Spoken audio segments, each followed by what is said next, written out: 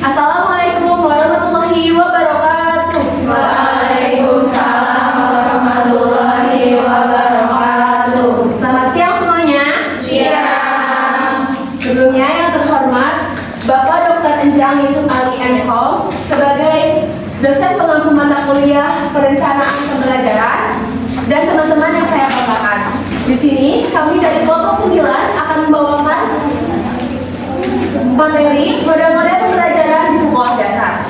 Sebelum lanjut ke materinya, izinkan kami untuk memperkenalkan diri. Perkenalkan, nama saya Anissa Mutiara dengan NIM 24037723. Perkenalkan, nama saya Rita Rizky dengan NIM 24077789. Perkenalkan, nama saya Jessica Stories dengan NIM 240012. Untuk mempersingkat waktu, mari kita lanjut ke materi yang pertama yang akan dibawakan oleh rekan saya, Tanita. Untuk Tanita dipersilakan. Baik, pertama-tama kita akan membahas mengenai pengertian model pembelajaran. Nah, jadi pengertian model pembelajaran adalah merupakan rangkaian proses belajar mengajar dari awal sampai akhir. Nah, model pembelajaran adalah pola yang menggambarkan urutan, alur, serta tahapan-tahapan keseluruhan dengan serangkaian kegiatan pembelajaran. Jadi, model pembelajaran pasti ada sintaks atau langkah-langkah pembelajaran. Sistem sosial ini mempengaruhi pola hubungan antara guru dan juga siswa. Kemudian ada sistem pendukung seperti alat yang digunakan saat belajar mengajar dan juga sumber belajar. Jadi next. Nah, yang kedua ada faktor-faktor yang mempengaruhi pemilihan media pembelajaran. Nah, yang pertama kita harus mengetahui bahwa ini adalah sebuah pedoman bagi perencanaan pengajaran pada guru dalam melaksanakan pembelajaran. Maka dari itu yang mempengaruhinya ada dari pemilihan model pembelajaran sangat dipengaruhi oleh sifat dari materi yang akan diajarkan. Nah, yang kedua ada pemilihan model dipengaruhi oleh tujuan yang akan dicapai dalam pembelajaran tersebut. Nah, yang keempat ada tingkatan kemampuan peserta didik yang menjadi faktor yang mempengaruhi pemilihan model pembelajaran. Materi selanjutnya akan disampaikan oleh rekan saya. Baik, selanjutnya adalah contoh-contoh model pembelajaran. Kita nggak bawa semuanya ya, kita bawa beberapa aja. Yang pertama ada problem based learning. Nah, model pembelajaran itu berpusat pada siswa dengan memberikan masalah nyata atau kasus pada siswa untuk diselesaikan. Nah, karakter PBL ini tuh yang pertama learning student center. Nah, proses pembelajaran PBL lebih menitik beratkan kepada siswa untuk belajar gitu. Nah, yang kedua ada authentic problem from the organizing focus for learning. Nah, masalah yang disajikan kepada peserta didik adalah masalah yang autentik. Autentik itu artinya masalah yang berkaitan dengan kehidupan sehari-hari gitu.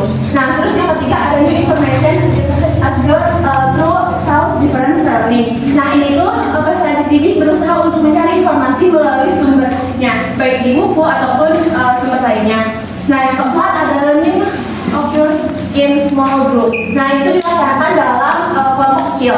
Nah, yang terakhir ada teacher act as facilitator. Nah, di sini tuh guru hanya berperan sebagai fasilitator. Nah, model PBL ini tuh mendorong siswa untuk berpikir kritis, memecahkan masalah dan memperoleh pengetahuan baru. Next.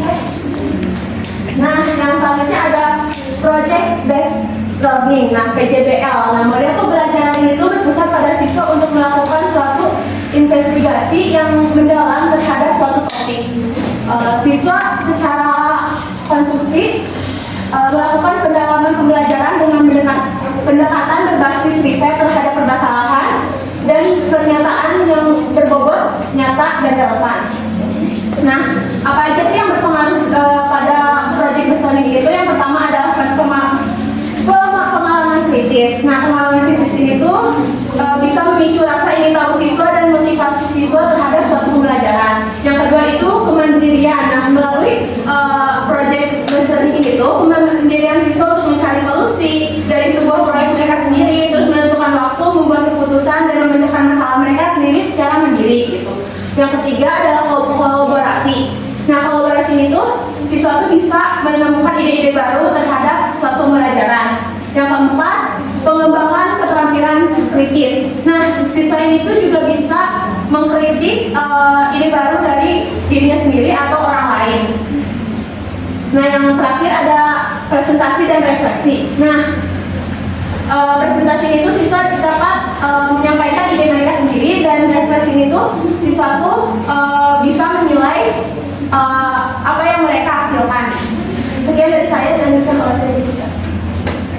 Oke, kita lanjut di discovery learning. Nah, discovery learning ini adalah metode pembelajaran di mana siswa aktif mencari dan menemukan sendiri pengetahuan melalui pengalaman. Nah, jadi guru itu berperan penting sebagai pembimbing yang memberi pertanyaan atau masalah untuk merasa ingin tahu siswa. Prosesnya itu meliputi mengamati, mengumpulkan informasi, menganalisis hingga menarik kesimpulan. Jadi tujuan utamanya adalah melatih siswa berpikir kritis, kreatif, dan mandiri karena siswa menemukan sendiri pengetahuannya. Hasil belajar jadi lebih bermakna dan tidak mudah dilupakan.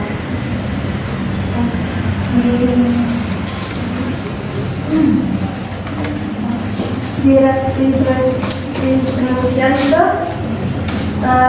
adalah teknik pembelajaran expository, yaitu pemindahan pengetahuan dari guru kepada murid secara langsung. Biasanya dilakukan melalui metode seperti ada ceramah, demonstrasi, atau tanya jawab yang melibatkan seluruh kelas.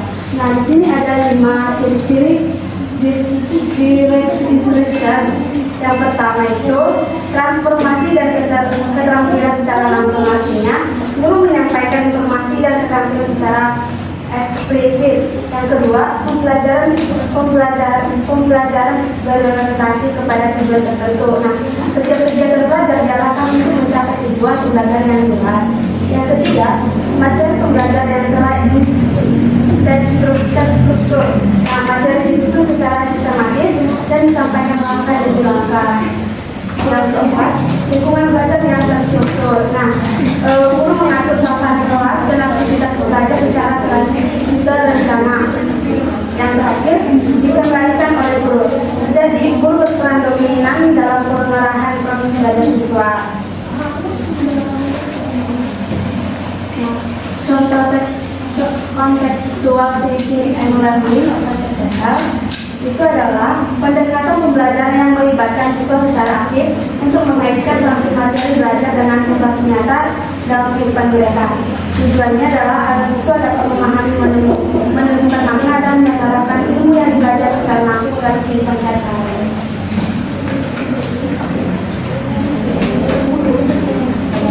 Nah, itu adalah penjelasan dari kelompok kami. Selanjutnya ada video untuk contoh model kayak anak diajak menyelesaikan masalah nyata. Misalnya, kenapa listrik disebabkan bang boros? Kalau project based learning, hasil akhirnya berupa karya nyata, seperti kampanye hemat energi. Kalau discovery learning, siswa menemukan sendiri lewat percobaan. Contohnya, sinar matahari bisa memberikan kipas. Bila instruction, guru menjelaskan langkah demi langkah, cocok untuk materi yang butuh penjelasan cepat. Nah, itu adalah contoh dari model yang tadi kami jelaskan. Materi udah selesai. Untuk teman-teman yang ada pertanyaan, izin bertanya ya. Kan tadi itu ada tentang PPL dan PPL. Menurut kalian tuh dalam kondisi apa guru harus berfungsi sebagai fasilitator seperti PBL atau PJBL, dan kapan guru harus bertindak sebagai penyampai pengetahuan utama seperti direct instruction? Terima kasih. Ya, Ini bertanya kan tadi pas ada faktor-faktor yang mempengaruhi pemilihan media pembelajaran. Nah, salah satu faktor yang turut berpengaruh dalam pemilihan model pembelajaran kan tingkat kemampuan peserta didik. Nah, bagaimana seorang guru dapat menyesuaikan model pembelajaran agar sesuai dengan kemampuan dan kebutuhan belajar siswa yang berbeda. terima kasih untuk yang sudah bertanya. Izinkan kami untuk mendiskusikan terlebih dahulu jawabannya. Assalamualaikum warahmatullahi wabarakatuh. Waalaikumsalam warahmatullahi wabarakatuh.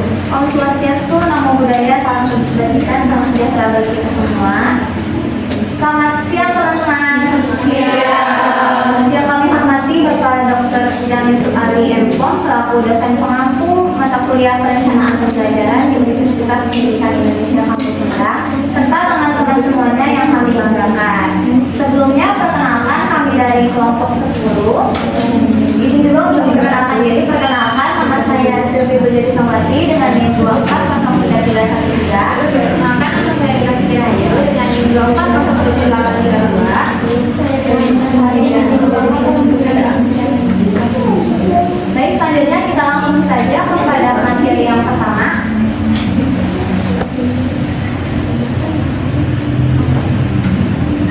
Di sini ada pengertian model pembelajaran. Nah, model pembelajaran ini merupakan tingkatan tertinggi dalam kerangka pembelajaran yang mencakup keseluruhan proses pembelajaran, mulai dari perencanaan, pelaksanaan, hingga evaluasi. Model ini berfungsi sebagai pedoman bagi guru dalam memilih metode, strategi, dan media pembelajaran yang sesuai. Secara singkatnya, model pembelajaran ini adalah cara guru dalam mengatur seluruh proses belajar dan mengajar, mulai dari merencanakan, melaksanakan, hingga mengevaluasi proses pembelajaran. Nah, model ini membantu guru untuk supaya tahu itu apa yang akan dilakukan, strategi apa yang cocok, metode apa yang akan digunakan, serta model pembelajaran apa yang dipakai selama proses mengajar. Dengan pemilihan model pembelajaran yang tepat ini, pembelajaran akan lebih mudah terarah, juga tujuan pembelajaran akan dicapai dengan baik. Lalu selanjutnya.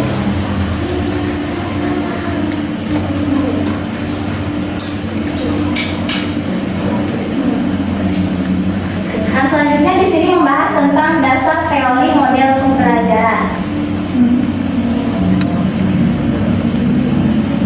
Di sini kami mengambil 4 teori. Yang pertama ada teori behaviorisme.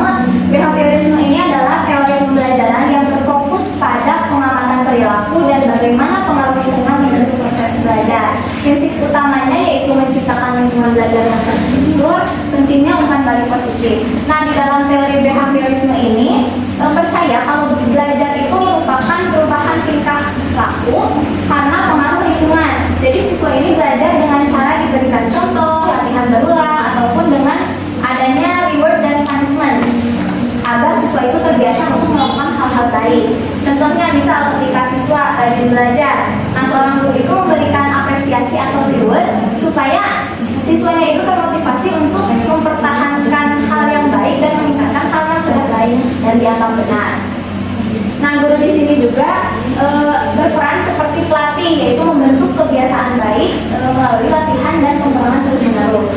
Lalu yang kedua ada teori kognitif. Teori kognitif ini berfokus pada cara pikiran manusia memproses, mengingat, dan menggunakan informasi untuk memecahkan masalah. Dalam pembelajaran, teori ini menekankan pentingnya pemrosesan informasi, memori, dan strategi pengambilan keputusan.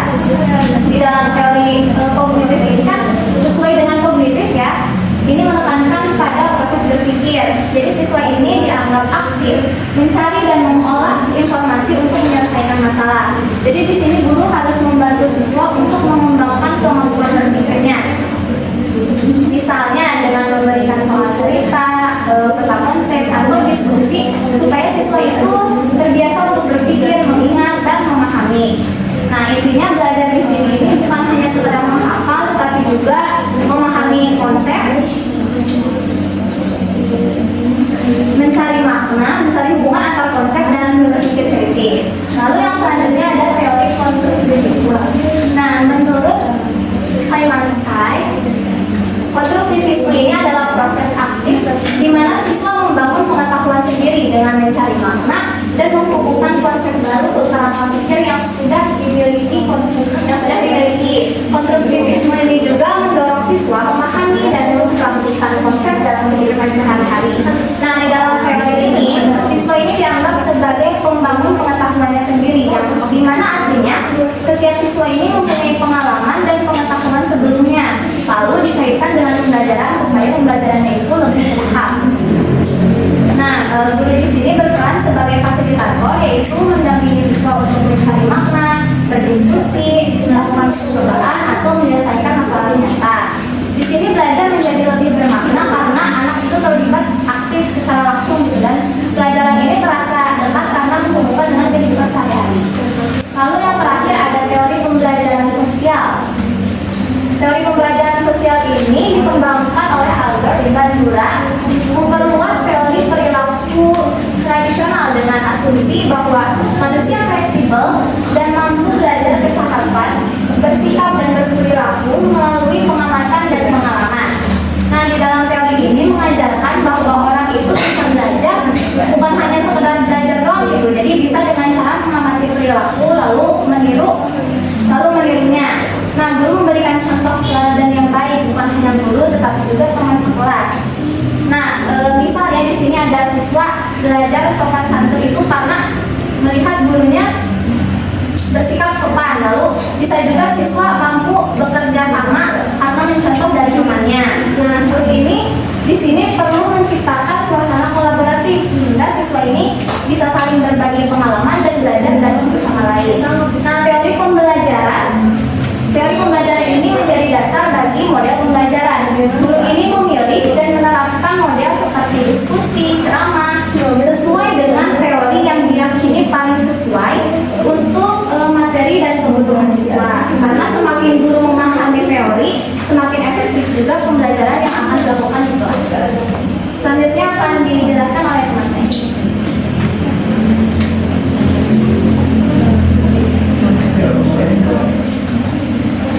Baik, di sini ada konsep baik. Kami dalam model pembelajaran. Baik itu ada pembelajaran aktif, inovatif, kreatif, efektif, dan menyenangkan.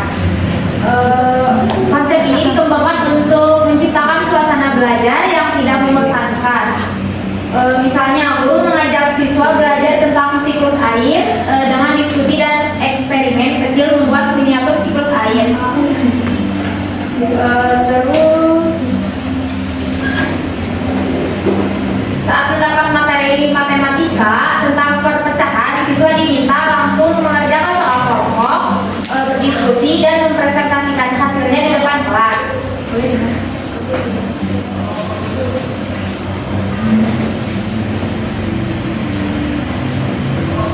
Sini ada faktor-faktor yang perlu dipertimbangkan dalam memilih model pembelajaran, yaitu ada karakteristik siswa, tingkat kemampuan, minat, gaya belajar, dan berkebutuhan khusus siswa. Sifat materi pembelajaran, kompleksitas, jenis, materi, teori, praktik, konsep, dan relevansi materi dengan kehidupan nyata. Tujuan pembelajaran, kompetensi yang ingin dicapai baik kognitif, afektif maupun psikomotorik. Fasilitas dan media pembelajaran, ketersediaan sarana dan prasarana pendukung seperti teknologi, ruang kelas, dan bahan ajar. Waktu dan kondisi lingkungan, durasi pembelajaran, dan kondisi lingkungan yang mendukung proses belajar. Durasi pelaksanaan serta proses yang memungkinkan berlangsung dengan lancar. Selanjutnya akan dilanjutkan oleh rekan saya.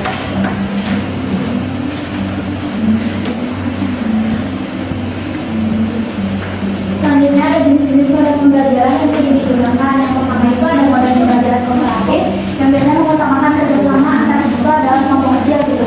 Yang kedua ada pembelajaran individu mendorong siswa untuk menemukan konsep melalui proses pendidikan. Yang ketiga ada model pembelajaran konseptual atau contextual teaching and learning, membantu siswa mengaitkan materi dengan kehidupan sehari-hari. Yang keempat ada model pembelajaran problem based learning, menggunakan masalah sebagai stimulus belajar. Dan terakhir ada model pembelajaran demonstrasi, jadi biasanya cocok untuk materi yang memerlukan contoh langsung atau praktik.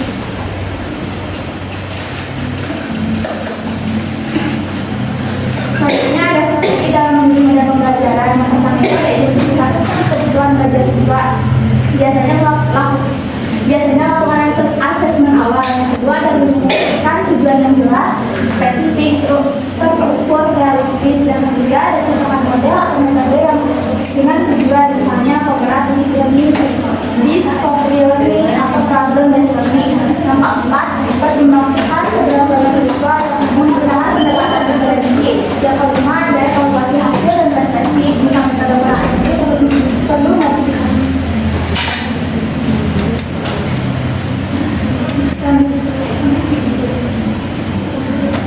Selanjutnya ada langkah-langkah memilih model pembelajaran yang tepat, yaitu analisis tujuan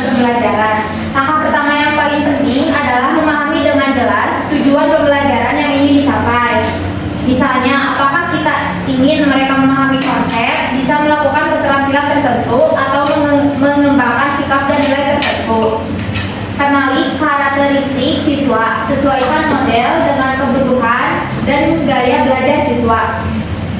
Setiap siswa punya cara belajar yang berbeda-beda. Ada yang lebih suka belajar dengan praktik ataupun langsung. Dengan begitu, proses belajar akan terasa lebih menyenangkan dan efektif. Yang ketiga, pelajari materi pembelajaran. Pilih model yang paling efektif untuk jenis materi tersebut. Tidak semua model cocok untuk semua jenis materi. Misalnya, materi yang bersifat praktik akan lebih cocok menggunakan model pembelajaran berbasis proyek atau eksperimen. Ancaman terhadap pencurian atau penyalahgunaan karya kreatif tanpa izin. Dalam memilih model pembelajaran, kita juga perlu memperhatikan berbagai potensi kendala, misalnya kemungkinan penyalahgunaan karya atau plagiarisme. Evaluasi ketersediaan sumber daya. Pastikan model yang dipilih dapat didukung oleh fasilitas yang ada. Sumber daya di sini bisa berupa fasilitas sekolah, waktu, jumlah guru, media pembelajaran, hingga kemampuan teknologi yang dimiliki. Model yang bagus pun tidak akan berjalan efektif kalau tidak didukung sarana yang memadai. Selanjutnya ada manfaat memberi model pembelajaran yang tepat. Yang pertama itu meningkatkan motivasi dan partisipasi siswa. Model pembelajaran yang bervariasi ini bisa membuat siswa itu lebih semangat dan aktif dalam mengikuti kegiatan belajar. Yang kedua, meningkatkan efektivitas dan efisiensi proses pembelajaran. Guru itu lebih mudah merancang dan melaksanakan pembelajaran sesuai waktu, tujuan, serta kemampuan siswa. Yang ketiga itu mempermudah pemahaman materi. Model pembelajaran yang konseptual bisa membuat siswa mengaitkan pelajaran dengan kehidupan sehari-hari sehingga lebih mudah dipahami. Yang keempat, membantu mencapai tujuan pembelajaran secara optimal. Dengan model yang tepat, kegiatan belajar itu bisa menjadi lebih terarah dan hasil belajar siswa dapat mencapai secara pengetahuan, bisa maupun keterampilan. Baik, karena pematerian di sini sudah selesai, kita masuk ke sesi diskusi. Apakah dari teman-teman semua ada yang ingin ditanyakan? Baik, izin bertanya kepada kelompok 10. Sebelumnya izin memperkenalkan diri, saya Sri Febriani. Terima kasih atas kesempatannya. Izin bertanya, tadi ada dibahas mengenai durasi. Nah, ketika durasi pembelajaran terbatas, kemudian kita kan harus memilih pembelajaran mendalam, deep learning, memahami materi secara menyeluruh, atau mengejar target materi, jadi keluasan materi gitu. Yang penting materinya kebahas gitu, tapi tidak mendalam gitu. Menurut kalian yang mana dan mengapa kalian memilih pembelajaran tersebut? Demikian, terima kasih. Izin bertanya, bagaimana karakteristik siswa itu dari segi tingkat kemampuan, minat, gaya belajar, dan kebutuhan khusus dapat mempengaruhi keputusan dalam memilih model pembelajaran. Kalau bisa diberikan contoh. Izin bertanya kepada kelompok 7, bagaimana cara memadukan dua model pembelajaran, yang satu sebagai dasar dan yang satu sebagai kekuatan secara efektif agar tujuan pembelajaran itu jelas dan juga suasana kelas itu tetap kondusif. Izinkan kami untuk berdiskusi. Baik teman-teman, kami sudah diskusi dan sudah mempunyai jawaban. Untuk jawaban yang pertama diceritakan itu Pak. Baik, izin menjawab pertanyaan pertama. Nah, di sini guru sebaiknya berperan sebagai fasilitator ketika siswa memang sudah mengetahui dasar-dasar pengetahuan atau pembelajaran yang sudah diajarkan. Nah, ini sesuai dengan model PBL atau PJBL. Nah, untuk guru yang diperlukan penyampaian utama sesuai model Direct Interaction saat siswa belum paham materi dasarnya. Jadi penjelasan awal di mana guru menjelaskan secara luas atau misalkan secara langsung kepada siswa yang mencoba soal tersebut.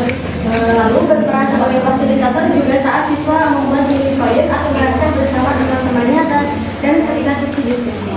Mungkin itu saja jawaban dari kelompok kami. Apakah dijawab? Terjawab, terima kasih. Terima kasih. Lanjut untuk menjawab pertanyaan kedua oleh akan saya Jessica. Jadi untuk pertanyaan dari perspektif, salah satu faktor yang menjadi pemilihan model pembelajaran bagaimana seorang guru dapat menyesuaikan model pembelajaran agar sesuai dengan kemampuan dan kebutuhan belajar siswa yang berbeda-beda. Jadi, guru itu dapat menyesuaikan model pembelajaran dengan cara memahami terlebih dahulu kemampuan dan kebutuhan dari setiap siswa. Misalnya itu, guru bisa melakukan pengamatan atau penilaian awal untuk pengetahuan tentang siapa yang cepat memahami pembelajaran dan siapa yang masih perlu bantuan. Nah, setelah itu, guru dapat memilih model pembelajaran yang sesuai seperti pembelajaran diferensiasi yang memberi kesempatan setiap siswa belajar sesuai kemampuannya. Contohnya itu, guru bisa menggunakan berbagai cara belajar seperti diskusi kelompok, praktik langsung, atau menggunakan media visual agar semua siswa bisa memahami pelajaran dengan cara yang paling tepat bagi mereka. Dan begitu juga pembelajaran menjadi lebih adil, menarik, dan berperan positif.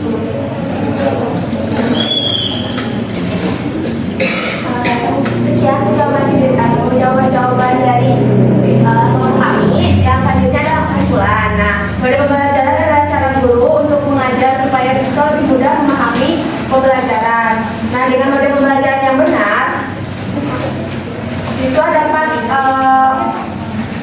dengan model pembelajaran yang tepat, siswa dapat mengembangkan kemampuan berpikir kritis, bekerja sama dengan teman, serta memecahkan masalahnya secara mandiri.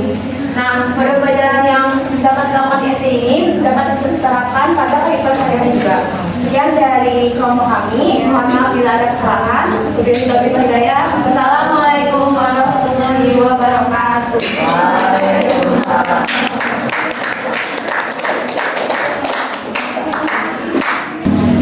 Baik, setelah berdiskusi, izinkan kami untuk menjawab pertanyaan. Pertanyaan pertama dari tes ini akan dijawab oleh Ria.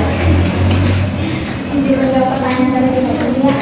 Kalau dari kelompok kami itu lebih memilih ke pembelajaran deep learning gitu, karena dengan pendekatan ini itu siswa bisa benar-benar memahami makna dari apa yang dipelajari gitu ya, bukan hanya sekedar menghafal atau pemahaman yang mendalam, juga membuat ilmu yang diperoleh itu lebih bertahan lama gitu dan mudah diterapkan dalam kehidupan sehari-hari. Selain itu, model ini juga mendorong siswa itu lebih berpikir kritis, mereka belajar menganalisis, menilai, dan menciptakan sesuatu dari apa yang telah dipelajari gitu ya, bukan hanya menerima informasi secara pasif.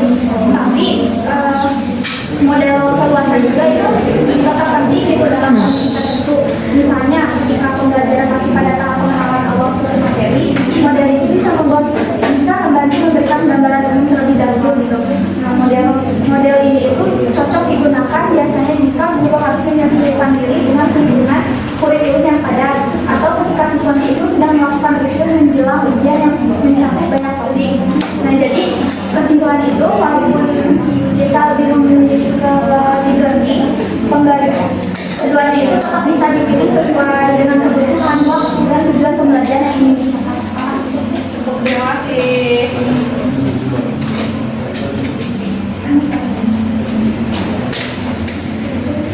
Baik, selanjutnya saya akan menjawab pertanyaan dari mereka.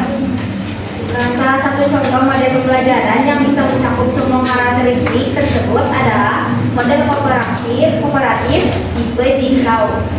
Dalam model ini, siswa dibagi dalam kelompok kecil untuk mempelajari bagian materi tertentu. Kemudian saling mengajarkan ke kelompok lain, misalnya saat belajar sistem pencernaan. Satu kelompok mempelajari tentang mulut dan kelompok lain tentang lambung, dan seterusnya. Model ini memungkinkan siswa saling membantu, mengikuti minat masing-masing, memanfaatkan berbagai gaya belajar, beri ruang bagi siswa berkebutuhan khusus untuk ikut berpartisipasi sesuai kemampuannya.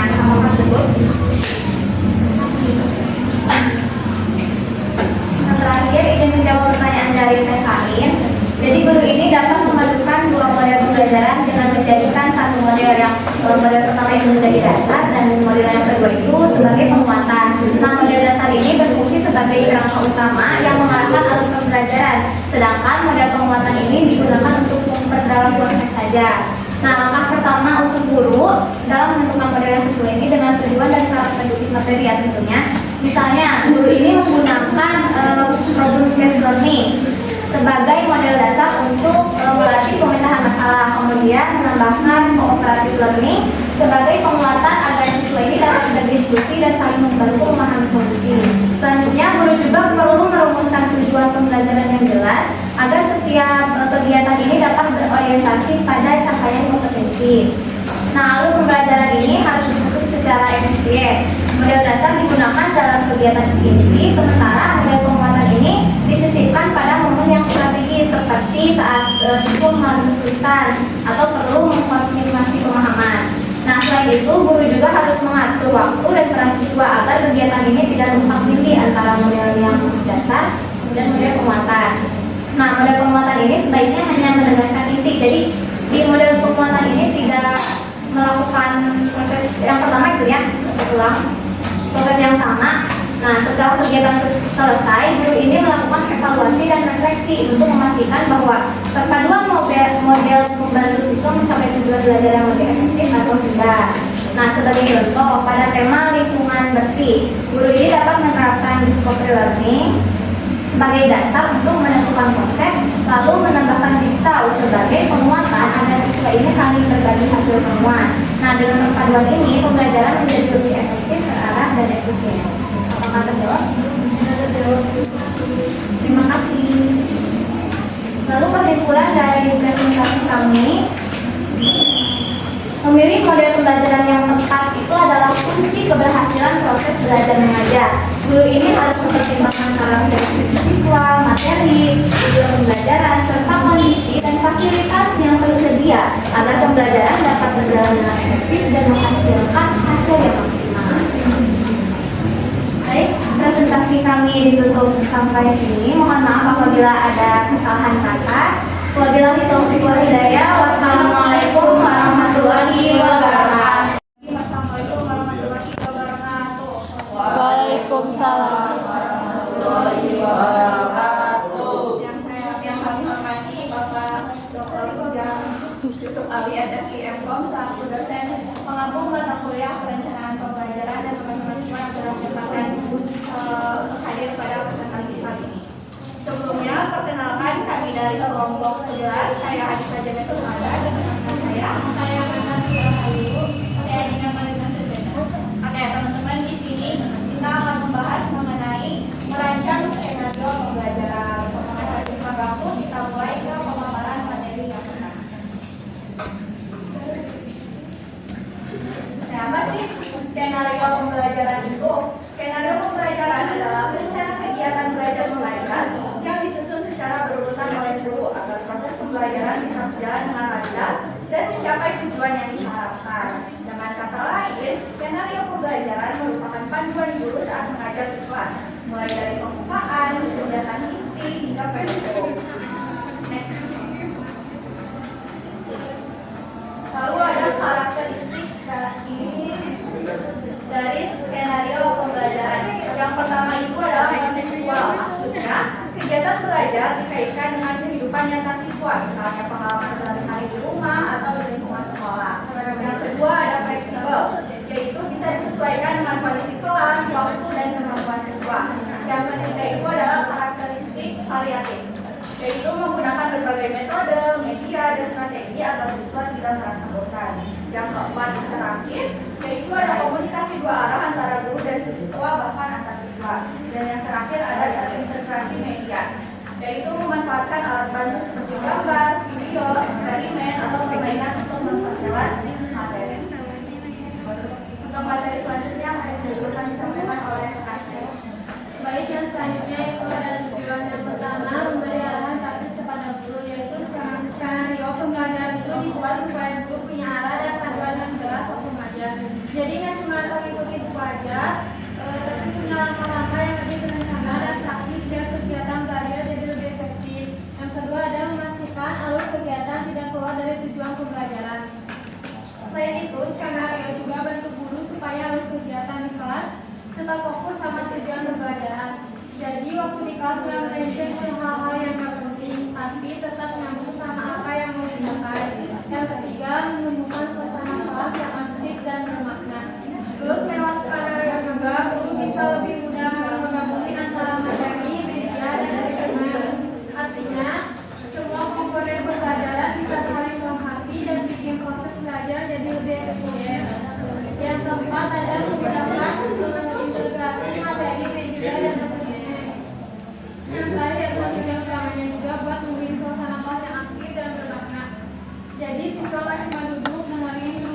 tapi benar-benar terlibat, mikir dan merasa dari itu menyenangkan dan berguna.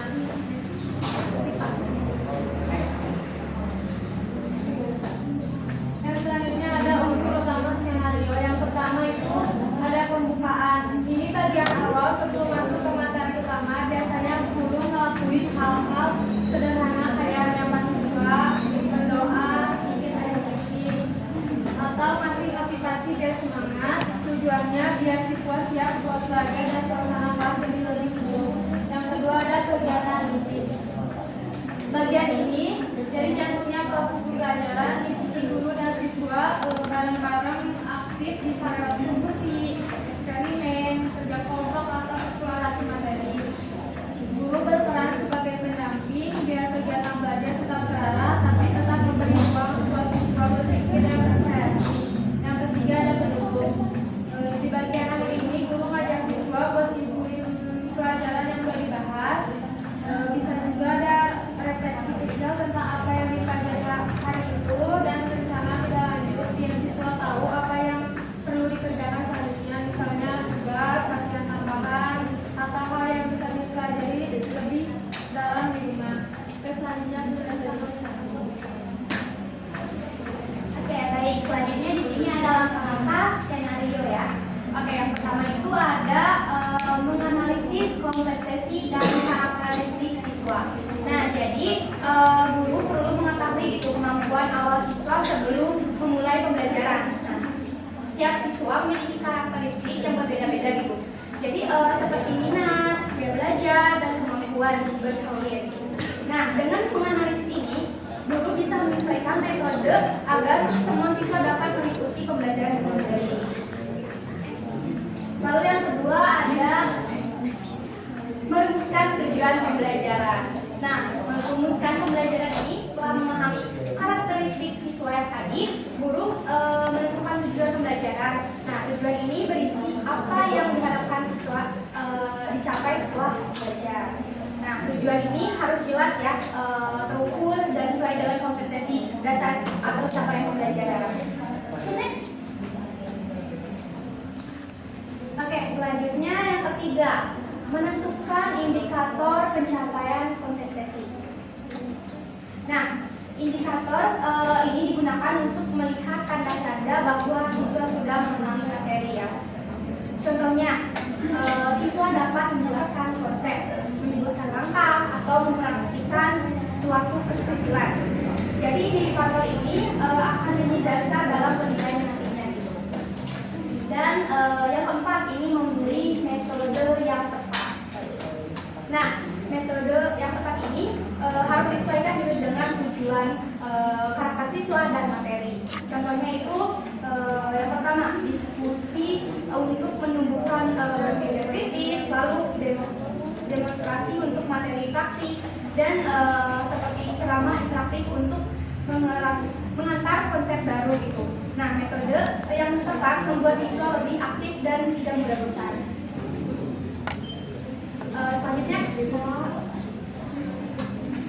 oke, selanjutnya yang kelima, merancang langkah kegiatan. Nah, merancang langkah kegiatan ini, guru membuat urutan kegiatan mulai dari awal seperti inti hingga penutup gitu. Nah, kegiatan awal seperti membuka pelajaran dan membangkitkan semangat belajar. Lalu kegiatan intinya itu seperti menyampaikan materi dan aktivitas siswa. Dan kegiatan penutup yaitu refleksi dan kesimpulan. Jadi langkah ini itu membantu pembelajaran berjalan terarah dan efisien. Dan yang selanjutnya, menyiapkan media dan sumber belajar. Nah, menyiapkan media dan sumber belajar ini membantu siswa memahami materi lebih cepat gitu. Contohnya seperti adanya gambar, video, atau alat peraga atau buku lainnya gitu. Nah, guru juga bisa memanfaatkan lingkungan sekitar sebagai sumber belajar agar pembelajaran terasa nyata. Dan selanjutnya merancang penilaian. Nah, merancang penilaian ini dilakukan untuk mengetahui apakah tujuan pembelajaran sudah tercapai, bisa berupa nilai tulis, observasi, atau tugas proyek. Nah, itu juga membantu guru melihat bagaimana gitu yang perlu diperbaiki dan proses belajarnya. Dan yang terakhir yaitu review dan revisi. Nah, setelah semua langkah dijalankan dari awal, guru ini meninjau kembali rencana pembelajaran. Jika ada kekurangan, guru dapat memperbaiki agar pembelajaran berikutnya lebih baik. Tujuan agar proses belajar semakin efektif dan menyenangkan. Oke, next. Oke teman-teman, nah di sini ada contoh yang coba sederhana skenario pembelajaran. Bisa dilihat ya. Di sini itu temanya tentang IPA kimia. Di kelas 7. Nah, di sini tuh ada kegiatan awal. Itu yang pertama, guru memeriksa kehadiran siswa, guru bertanya mengenai pemahaman siswa terkait materi sebelumnya kayak gitu. Lalu guru menyampaikan indikator dan tujuan pembelajaran. Nah, waktunya dalam 10 menit. Next. Dan selanjutnya yaitu kegiatan inti. Nah, kegiatan inti ini seperti yang pertama, guru mempresentasikan materi pembelajaran dengan menggunakan media. Selanjutnya, setelah materi sudah dipresentasikan oleh guru, siswa diberi kesempatan untuk bertanya terkait dengan materinya.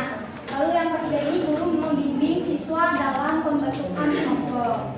Nah, keempat, guru memberikan soal LKS kepada siswa untuk diskusi bersama kelompoknya. Dan kelima, guru memandu siswa dan mengerjakan soal LKS tersebut. Dan terakhir, guru memberikan kesimpulan tentang materi pembelajaran yang telah diberikan. Oke, kegiatan yang terakhir ini kegiatan penutup. Nah, kegiatan penutup ini seperti yang pertama, guru memberikan penghargaan pada siswa yang mengikuti proses pembelajaran dengan baik. Dan yang kedua, guru menutup pembelajaran dengan disertai pesan-pesan dan moral. Teman-teman, sekian pemaparan materi dari kami. Untuk selanjutnya kami membuka sesi diskusi. Bagi teman-teman yang memiliki pertanyaan, kami persilakan. Izin bertanya, sebelumnya perkenalkan nama saya Rifania Fitri Fauziah. Untuk pertanyaannya itu kan tadi udah dijelasin penyusunan skenario ya. Bagaimana strategi kalian yang akan menjadi guru untuk menyeimbangkan antara kreativitas dan keterikatan pada kurikulum?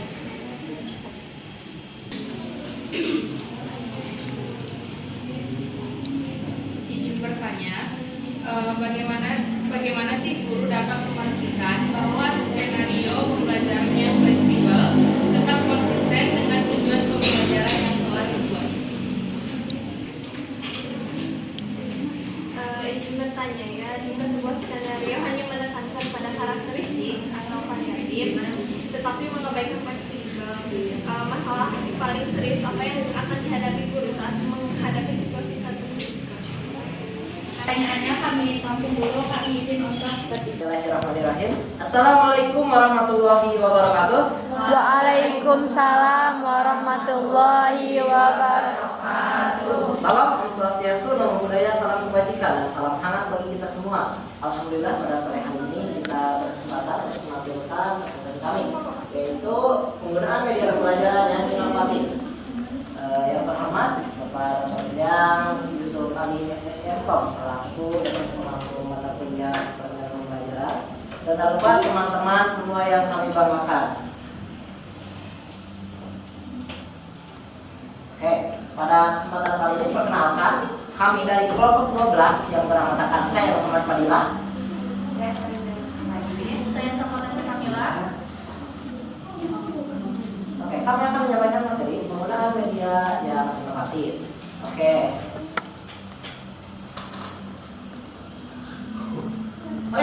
Di sini ada kutipan dari tokoh favorit saya, yang merupakan orang Amerika yang katanya disebut sebagai salah satu bapak proklamator ya teman-teman, tapi salah satu ilmuwan dan juga pemegang Nobel Prize yang dulu sering dapatkan. Katanya, "Tell me and I forget, teach me and I may remember, but it taught me and I learned."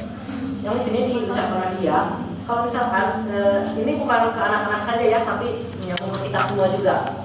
yang mana kalau misalkan kamu beritahu aku sesuatu, aku bisa lupa. Dan kalau kamu mengajarkan aku sesuatu, aku mungkin bisa ingat. Tapi kalau misalkan kamu mengikut campurkan ke dalam suatu peristiwa dan suatu hal, mungkin aku akan belajar dari kamu. Di sini tuh secara tidak langsung menjelaskan bahwasanya pengalaman itu merupakan guru yang paling baik.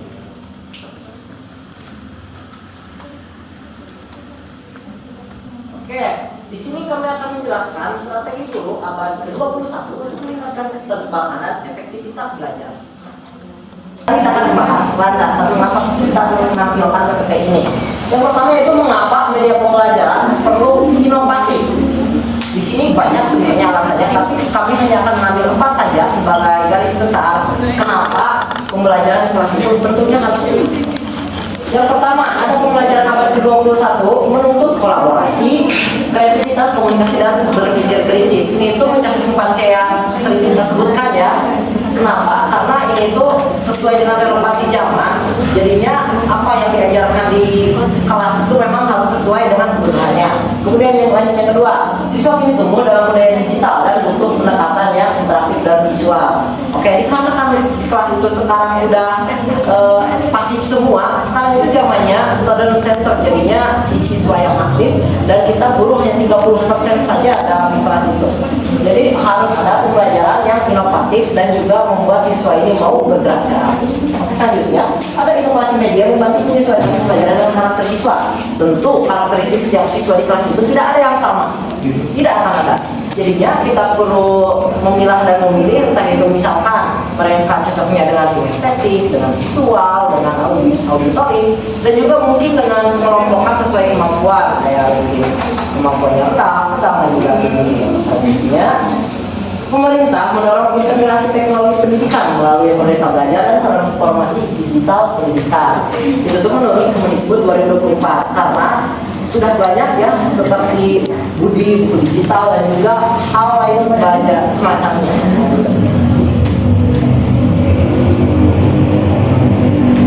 Nah, tujuan dan manfaatnya ada banyak sekali. Yang pertama itu ada meningkatkan keterlibatan siswa seperti yang sudah kita bahas tadi. Guru sekarang itu tidak boleh terlalu aktif karena di sini tuh kita mengejar aktivitas siswa. Kita pasang angka saja untuk guru itu 30% dan untuk siswanya 70%. Oke, selanjutnya mempermudah pemahaman konsep. Karena materi yang memang harus kita sampaikan itu harus dimengerti oleh siswa dan juga kalau misalkan kita sebut-sebut kita harus ya mindful, and joyful. Oke, lanjut. Ada mendorong pembelajaran mandiri. Di sini tuh motivasi siswa memang harus tinggi karena kalau misalkan membosankan tidak akan ada sesuatu motivasi yang mendorong pembelajaran mandiri ini. Jadi untuk media itu tentunya harus inovatif, teman-teman. Selanjutnya ada meningkatkan motivasi belajar. Oke, ini kurang lebih sama dengan yang tadi ya. Karena motivasi belajar meningkat, jadinya pembelajaran mandiri juga mungkin dilakukan. Oke, yang terakhir ada menumbuhkan keterampilan digital. Ini sesuai dengan relevansi zaman abad ke-21, era disrupsi. Karena di zaman sekarang itu kita harus setidaknya paham dengan literasi digital. Karena kalau misalnya kita ketinggalan zaman galak, tidak sesuai dengan generasi kita yaitu Gen Z ya teman-teman. Nah, di sini saya juga ada kutipan dari Buffon. Ini kutipan yang saya temukan di sebuah artikel dan juga akan saya pakai. Media inovatif bukan menantikan guru, tapi memperluas cara guru menjangkau siswa. Ini sangat relevan sekali teman-teman dan juga menurut saya benar-benar benar sekali karena di sini itu biasanya banyak yang mengartikan bahwasanya si media inovatif ini bisa sebagai pengganti guru. Misalnya kalau misalkan guru udah menemukan sebuah media inovatif, jadinya diserahkan aja ke murid. Tapi sebenarnya tidak harus seperti itu teman-teman. Tapi kita itu ingin menjangkau siswa-siswa yang itu tadi yang entah itu misalkan dari 3 gaya belajarnya ataupun dari kemampuannya. Oke, materi selanjutnya akan disampaikan oleh teman saya. Baik, selanjutnya di sini ada ragam media inovatif dalam pembelajaran abad ke-21.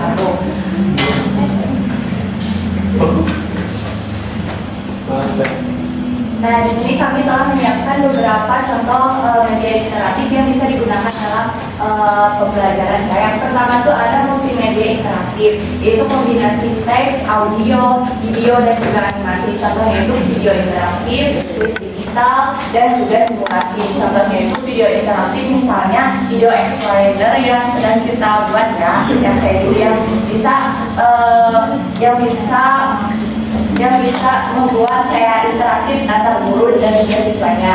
Nah, di slide selanjutnya kita menampilkan contoh dari video interaktif yang digunakan pada saat pembelajaran di kelas.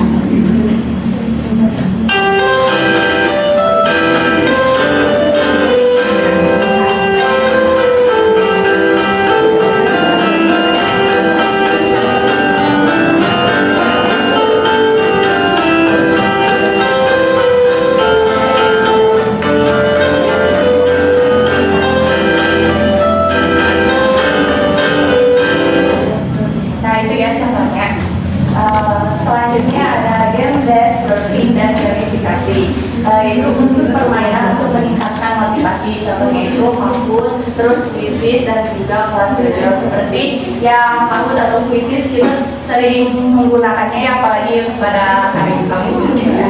Nah, seperti itu. Contohnya ini contohnya ya pas implementasi di kelasnya.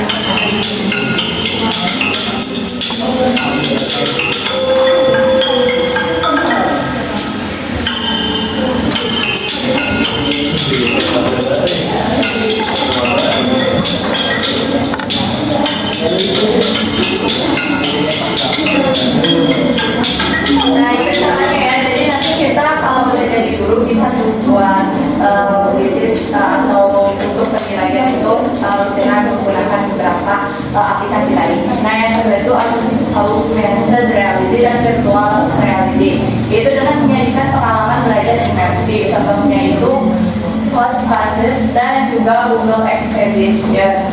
Nah, contohnya ada di slide selanjutnya ya. Assalamualaikum, jadi kita telah berhasil dari Play Store dan pilih topik yang diinginkan, dan kita pilih tombol kotak yang ada tanda panah di samping tampilkan untuk membuat QR dan untuk marker QR simak di drive, dan jangan lupa untuk di-print. Nah, kita kembali dan pilih scan yang ada di bagian bawah di samping topik. Nah, kemudian kertas topik yang kita print kita menaruh di depan untuk di scan, maka jadi deh. Nah, seperti ini tinggal kita cubit-cubit seperti ini. Selamat mencoba.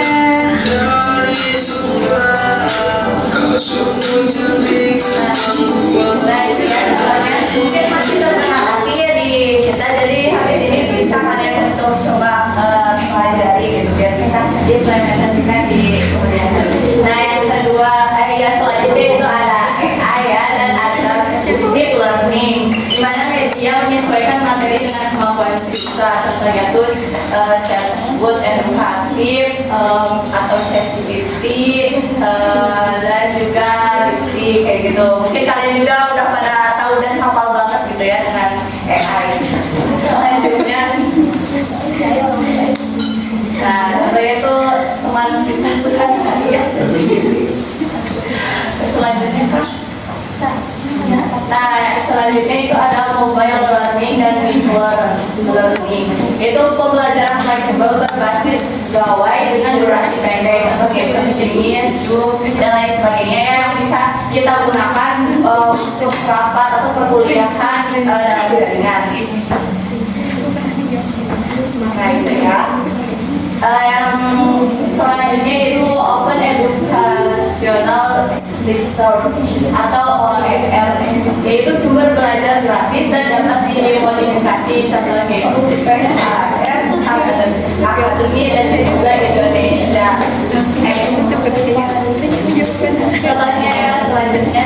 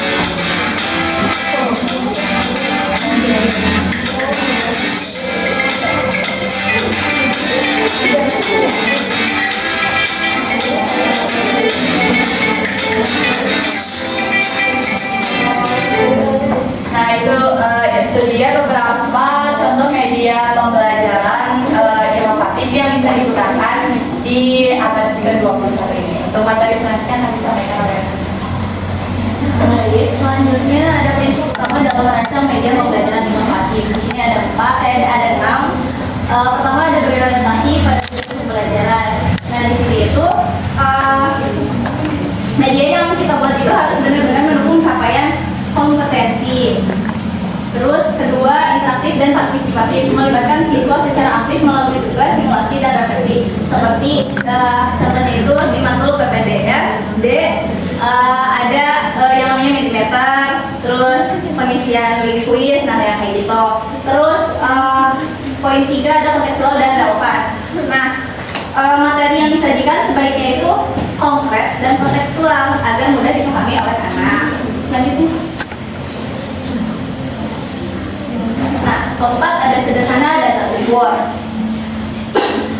Jangan berlebihan dalam mendesain karena kalau kebanyakan elemen juga kadang anak yang kurang dalam visualnya itu ini tuh maksudnya apa sih gitu. Yang penting jelas pesan pembelajarannya tersampaikan dengan jelas. Terus kelima accessible dan inklusif, dapat digunakan di berbagai perangkat ramah bagi semua siswa. Artinya media bisa digunakan di berbagai perangkat dan bisa diakses oleh semua siswa tanpa terkecuali. Misalkan fokus. Nah itu kita menyediakan waktu gitu untuk diakses bersama. Nah, 6 berbasis evaluasi dan umpan balik. Jadi setelah media digunakan perlu adanya refleksi atau evaluasi otomatis dan bisa terus diperbaiki. Terus prinsip-prinsip ini sejalan dengan penelitian by Tirlina tahun 2022 tentang pengembangan gaya media pendidikan yang inovatif. Selanjutnya, mungkin kalau untuk rangka pengembangan media pembelajaran inovatif ini teman-teman sudah dipelajari di mata kuliah pembelajaran IPAS. Nah, AD, analisis, design, development, implementasi, evaluasi. Nah, ya ini. Tahap pertama itu ada analisis, di mana guru mengidentifikasi karakteristik siswa, tujuan pembelajaran yang dibutuhkan apa dari permasalahan yang ada di lapangan. Kedua, desain, yaitu membuat storyboard atau menentukan alur interaksi dan memilih format media yang sesuai, bisa melalui video, games, atau VR yang tadi disebutkan. Ketiga, development, yaitu membuat media menggunakan tools seperti Canva. Selanjutnya ada implementasi, guru mencoba media tersebut di kelas terlebih dahulu untuk melihat respon siswa. Terus ada evaluasi di mana guru mengumpulkan umpan balik siswa dan memperbaiki media agar hasilnya lebih optimal. Intinya pengembangan inovatif itu bersifat siklus, selalu ada ruang untuk memperbaiki dan menyesuaikan.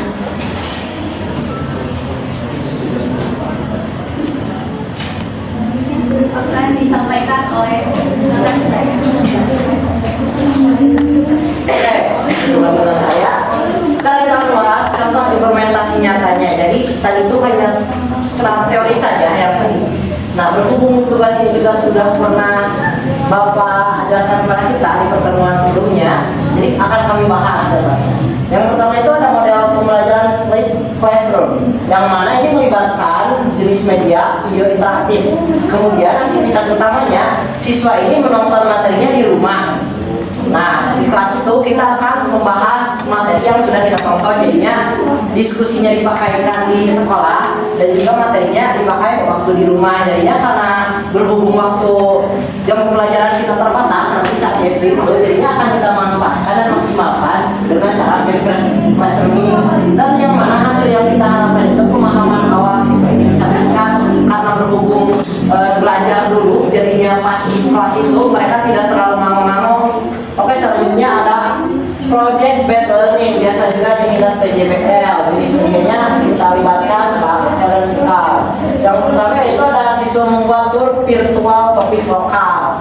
Kalau misalkan akan teteh pernah lihat mungkin di Google Maps ada banyak, atau juga di link-link lainnya juga mungkin bisa banyak ya, seperti virtual tour. Nah ini bisa meningkatkan kreativitas dan kolaborasi anak. Mungkin boleh dididik dulu dari sedini mungkin ya untuk pembelajaran literasi digitalnya, agar nanti saat sudah dewasa mungkin tidak terlalu kaget, karena pada saat abad ke-21 ini yang dipakai itu yaitulah teknologi itu. Kemudian selanjutnya ada blended learning, dan itu ada berupa quiz online yang mana melibatkan pembelajaran sinkron dan asinkron itu di satu tempat. Berarti ini kita itu udah belajar di kelas itu lanjut di pembelajaran quiznya itu entah mau dari quizzes, entah mau dari Jipom, Kahoot dan lain hal semacamnya. Hasil yang kami harapkan adalah partisipasi dan motivasi anak-anak ini kan, karena tidak terlalu pembelajaran konvensional, jadinya murid khususnya zaman sekarang yang biar alpha bisa sedikit meningkatkan motivasi mereka dalam belajar. Oke teman-teman, sekarang kami membuka 2 pertanyaan. Ya baik teh. Izin bertanya ya, sama Teteh, apakah media pembelajaran digital benar-benar lebih efektif daripada media konvensional? Apakah apa saja dampak dari penggunaan media yang tidak sesuai dengan tujuan belajar? Terlebih dahulu, baru dilanjutkan oleh kelompok 11 yang tadi sudah berdiskusi. Sekian. Oke teman-teman, hasil menjawab pertanyaan dari Teteh yang tadi ya. Untuk yang pertama dari Teh Fatima, pertanyaannya itu, jika sebuah skenario hanya menekankan pada karakteristik variatif, tetapi mengabaikan fleksibel, maka paling serius apa yang akan dihadapi guru saat menghadapi situasi tak terduga di kelas?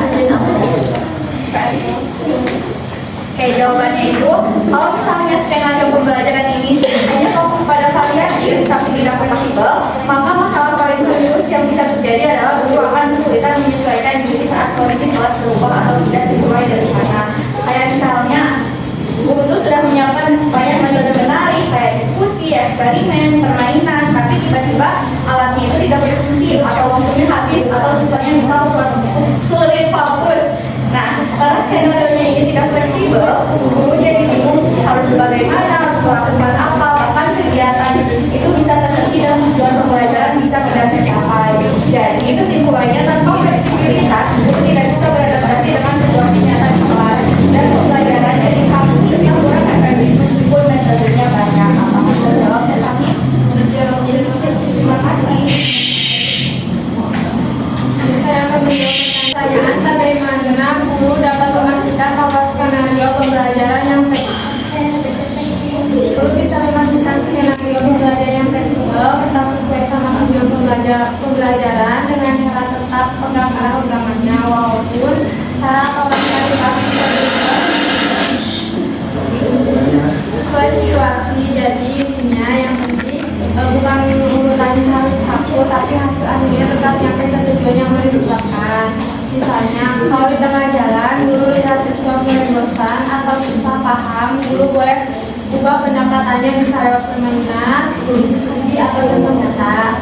Asal tetap mengarah ke topik yang sama. Selain itu, guru juga perlu selalu cek dan refleksi di setiap tahap apakah kegiatan yang dilakukan masih relevan sama tujuan belajar. Terus, guru juga bisa pakai indikator pencapaian sebagai patokan. Jadi walaupun skenario fleksibel, guru tahu apakah siswa udah ngerti atau belum. Intinya fleksibel boleh, tapi arah pembelajarannya harus tetap jelas biar semua kegiatannya nggak keluar jalur dari target yang dibuat. Oke, baik. Selanjutnya saya akan menjawab pertanyaan dari ayah. Tadi kan ya dalam penyusunan skenario pembelajaran ya. Nah, tadi itu bagaimana ya strategi guru untuk menyeimbangkan antara kreativitas dan ketertarikan pada kurikulum. Nah,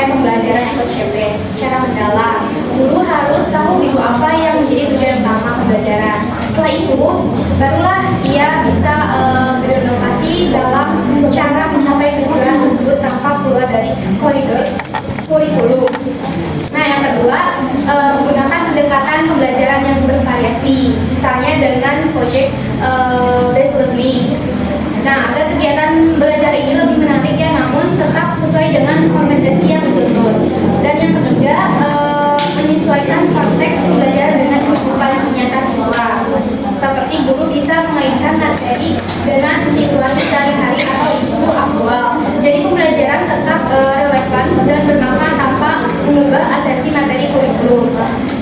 Yang keempat, memanfaatkan media dan teknologi seperti penggunaan media kreatif seperti video, simulasi, atau faktor interaktif yang lainnya gitu. Bisa meningkatkan minat belajar tanpa mengubah substansi kurikulumnya. Dan yang terakhir itu, yang kelima, melakukan refleksi dan evaluasi. Nah, guru perlu meninjau kembali apakah strategi kreatif yang digunakan tetap mendukung tercapainya tujuan pembelajaran. Jika tidak, guru bisa melakukan revisi untuk menyeimbangkan tujuannya. Jadi, kesimpulannya, guru yang profesional mampu bermain di dalam pagar kurikulum. Artinya, tetap kreatif dan inovatif, tapi tidak kehilangan arah dan capaian yang sudah ditentukan oleh kurikulum. Jawab, terima kasih.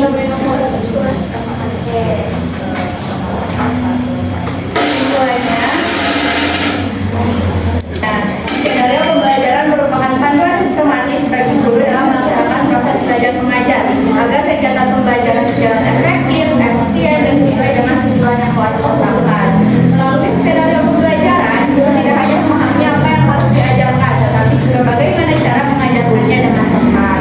Skenario yang baik hendaknya memiliki karakteristik kontekstual, fleksibel, variatif, interaktif, serta terintegrasi dengan media dalam penilaian pembelajaran. Dengan demikian, skenario pembelajaran berperan penting sebagai alat bantu profesional guru dalam menciptakan suasana belajar yang aktif, bermakna, dan menyenangkan, sekaligus memastikan setiap kegiatan tetap konsisten dengan tujuan pembelajaran yang diinginkan. Oke teman-teman, sekian presentasi yang bisa Bapak kami sampaikan.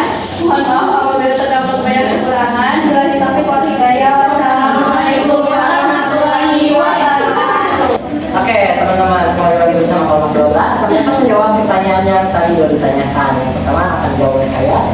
Pertanyaan tadi oleh Teng Jiha bertanya bahwa apakah media pembelajaran digital itu benar-benar lebih efektif dibanding media konvensional? Dan jawaban dari kelompok kami iya, karena sekarang itu sedang zamannya era digital dan juga era abad 21 itu, yang mana literasi digital ini dan juga segala hal yang berbau teknologi ini tentunya sangat penting.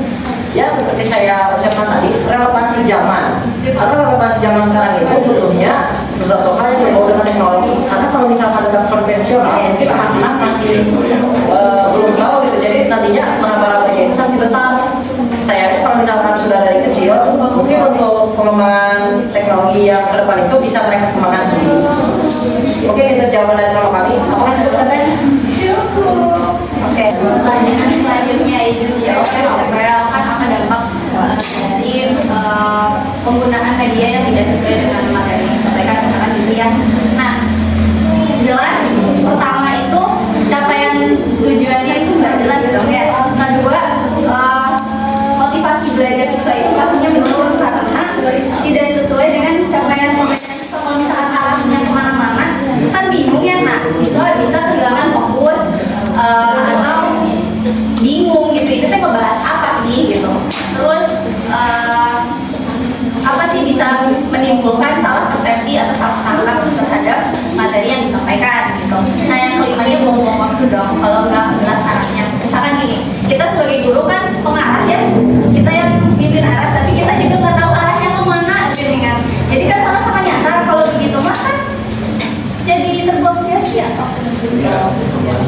simpelnya. Nah jadi capaian pembelajaran itu harus disesuaikan dengan kompetensi yang ada gitu, apa yang harus kita penuhi gitu, tujuan pembelajarannya apa. Yaitu misalkan kita mau membahas materi tentang pernapasan pada manusia itu, silakan tapi media pembelajarannya itu pakai misalkan contoh video ekosistem sawah, kan gak nyambung gitu. Dapat dipahami teh? Cukup? Ya, sama. Oke, baik, cukup sosial. Oke, baik, kami dari kelompok mengucapkan